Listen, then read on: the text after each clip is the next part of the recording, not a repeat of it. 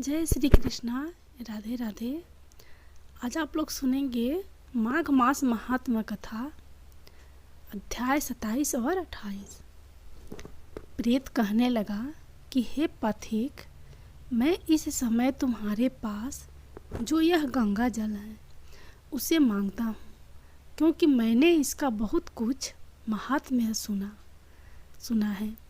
मैंने इस पर्वत पर गंगा जल का बड़ा अद्भुत आश्चर्य देखा था, इसलिए यह जल मांगता हूँ।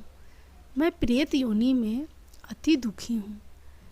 एक ब्राह्मण अनधिकारी को यज्ञ कराकर ब्रह्म राक्षस हो गया। वह हमारे साथ 8 वर्ष तक रहा। उसके पुत्र ने उसकी अस्थियों को इकट्ठा करके गंगा में कनखल स्थान में गिरवा दिया। उसी समय वह राक्षस तत्व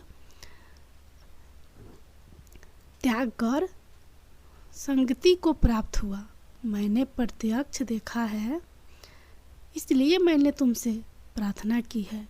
मैंने पहले जन्म में तीर्थ स्थानों में बड़े बड़े दान लिए थे और उनका प्रायश्चित नहीं किया था। इसी से मैं हजारों वर्ष तक इस प्रेत योनि, जिसमें अन्न और जल मिलना अति दुर्लभ है, दुख पा रहा हूँ। इस योनि में मुझको हजारों वर्ष बीत गए। इस समय आप जल देकर मेरे प्राणों को जो कंठ तक आ गए हैं बचाओ। कुष्ठ आदि रोग से भी मनुष्य प्राणों को त्याग करने की इच्छा नहीं करता। देवधूति कहने लगे कि ऐसे उस प्रेत के वचन सुनकर वह ब्राह्मण बड़ा विस्मित हुआ और वह अपने मन में विचारने लगा कि संसार में पाप और पुण्य के फल अवश्य पड़ते हैं। देव, दानव, मनुष्य, कीड़े मकोड़े भी रोगों से पीड़ित होते हैं। बाल तथा वृद्धों को मरण, अंधा तथा कुबरापन, ऐश्वर्य, दरिद्रता, पांडित्य तथा मूर्खता सब कर्मों से ही होता है। इस कर्म भूमि में जिन्होंने न्याय से धन इकट्ठा किया वह धन्य है। यह सुनकर प्रेत गदगद वाणी में बोला, हे पाथिक, मैं जानता हूँ कि आप सर्वज्ञ है। आप मुझको जीवन का आधार जल इस प्रकार दो जैसे मेध चातक को देता है। तब पाथिक कहने लगा कि हे प्रेत, मेरे माता पिता भीगु क्षेत्र में बैठे हैं। मैं उन्हीं के लिए जल लाया हूँ। अब बीच में तुमने गंगा के संगम का जल मांग लिया। अब मैं इसी धर्म संदेह में पड़ गया कि क्या कांड वस्तु में यज्ञों को इतना नहीं मानता जितना प्राण रक्षा को मानता हूँ। इसलिए प्रेत को जल देकर तृप्त करके माता पिता के लिए फिर जल लाऊंगा। लोमस जी कहने लगे कि इस प्रकार उस पथिक ने गंगा यमुना के संगम को जल उस प्रेत को दिया। उस प्रेत ने प्रीतिपूर्वक जल को पिया। उसी समय वह प्रेत शरीर को छोड़कर दिव्य देहधारी हो गया। केरल कहने लगा कि बिंदु मात्र गंगा जल से वह प्रेत मुक्त हो गया।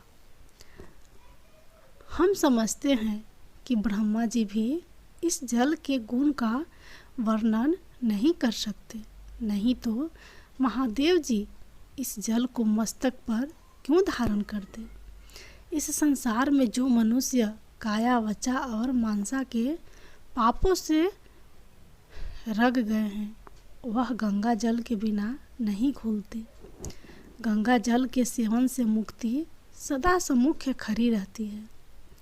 जिसके जल को स्पर्श करते ही प्रेत तत्व को छोड़कर मुक्ति को प्राप्त होते हैं।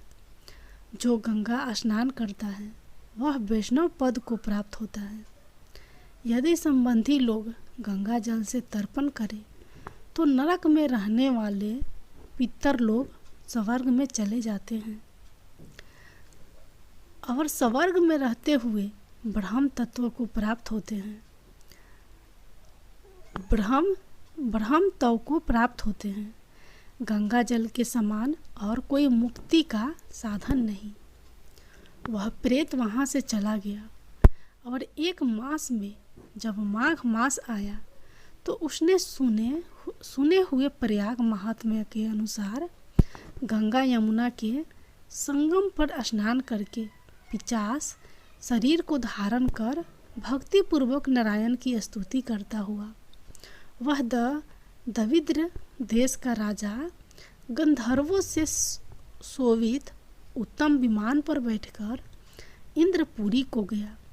सो हे द्विज, यह इतिहास पापों का जल्दी ही नाश करता है। इसमें धर्म का ज्ञान होता है। यह पुण्य यश तथा कृति को बढ़ाने वाला है, ज्ञान तथा मोक्ष का देने वाला है। तुम भी सद्गति पाने के लिए प्रयाग चलो। वहाँ पर हम ऐसा स्नान करें जो देवताओं को दुर्लभ होता है। वहाँ पर शराब से पैदा हुआ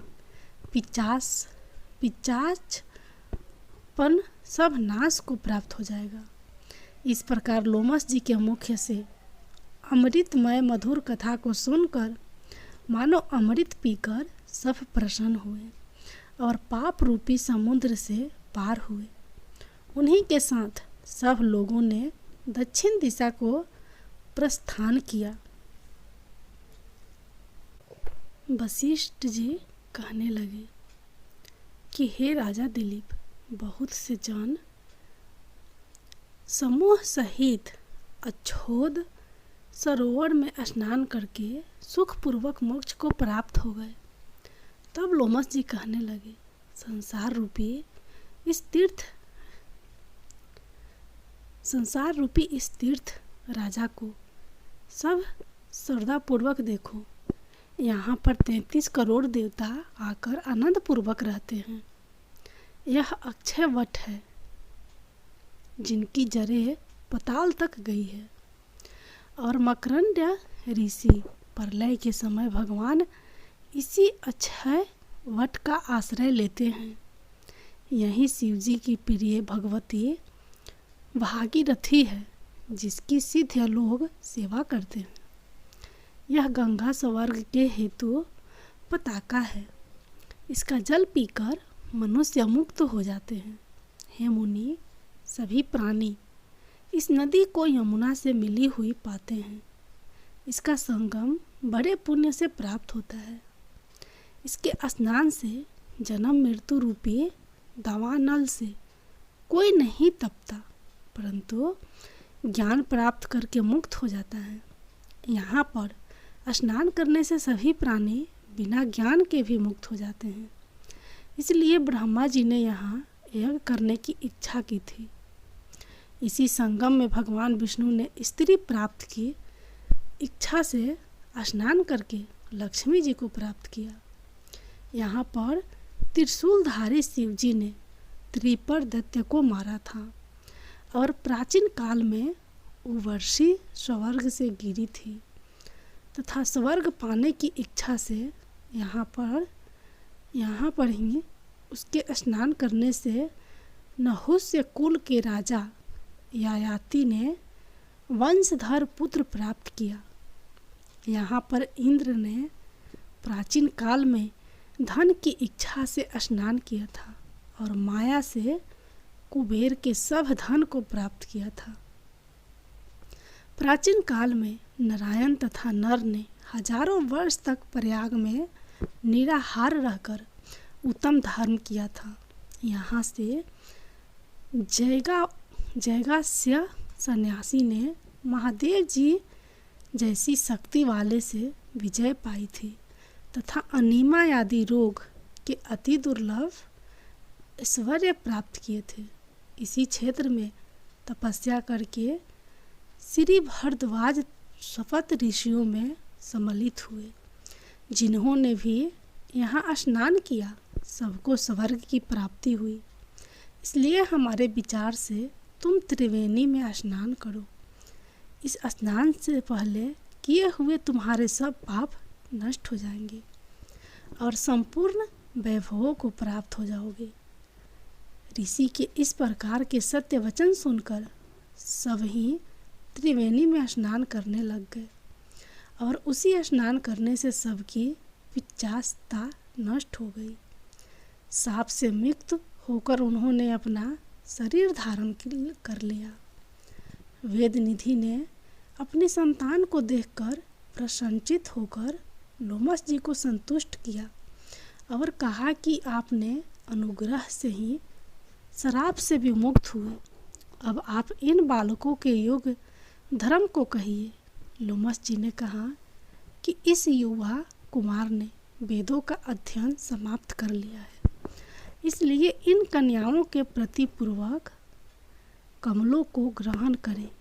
तब लोमस जी तथा अपने पिताजी की आज्ञा से इस ब्रह्मचारी ने 5 कन्याओं से विवाह किया। इन कन्याओं के सब मनोरथ पूर्ण हुए। जिस घर में लिखा हुआ यह महात्म्य पूजा जाता है, वहाँ नारायण ही पूजे जाते हैं।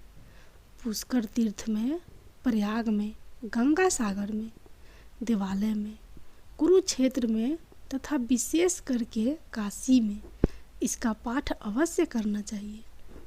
पुष्कर तीर्थ में ग्रहण के अवसर पर इसके पाठ का दुगुना फल मिलता है और मरने पर वैष्णव पद को प्राप्त होता है। जय भगवान विष्णु, जय भोलेनाथ।